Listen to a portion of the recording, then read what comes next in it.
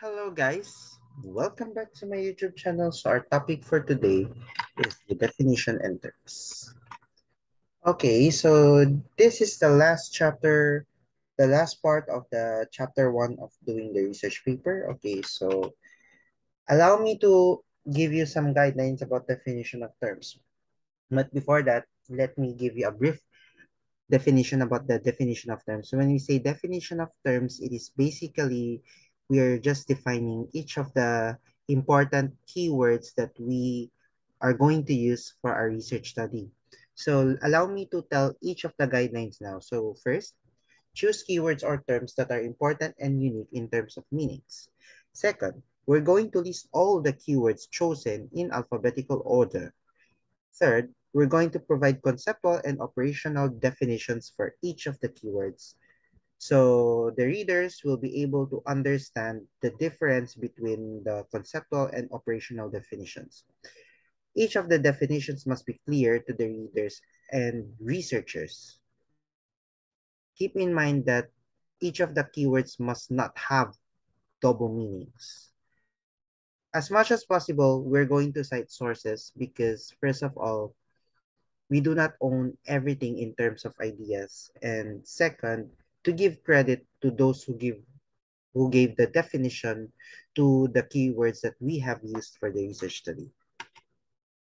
Okay, so here are the two types of definitions that we're going to use to define each of the keywords. So first, conceptual. This allows the researcher to define each keyword using various informative sources such as dictionaries and encyclopedias.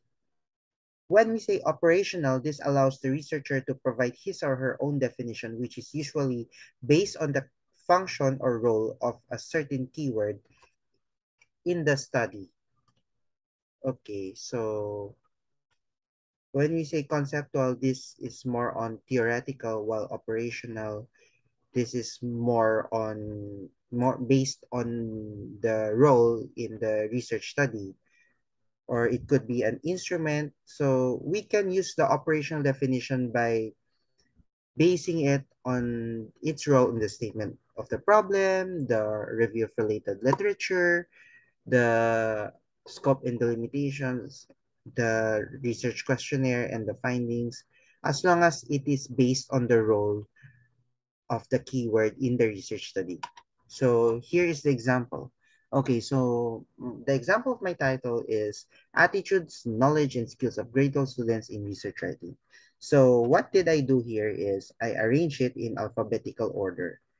So each of the keywords must be arranged in an alphabetical order. So in thesis, based on my writing experiences, so I did not need to mention conceptual and operational separately, but I have decided to define it separately so you viewers will be able to understand what is conceptual and what is operational. So you'll be able to distinguish the two.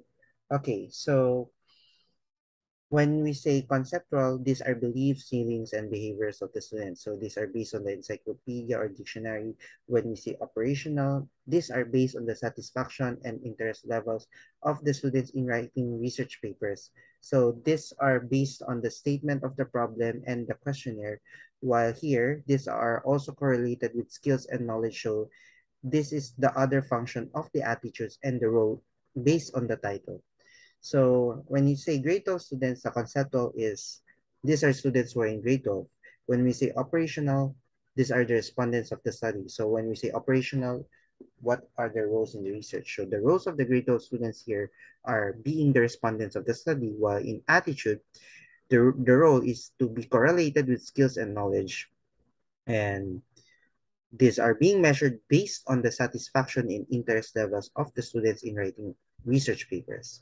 When we say knowledge, the conceptual is these are understanding and awareness of facts, while the operational is these are based on the understanding and awareness levels of the students in the concepts of research writing. These are also correlated with attitudes and skills. So what am I doing with the operational is to indicate on how it is being measured in the research study.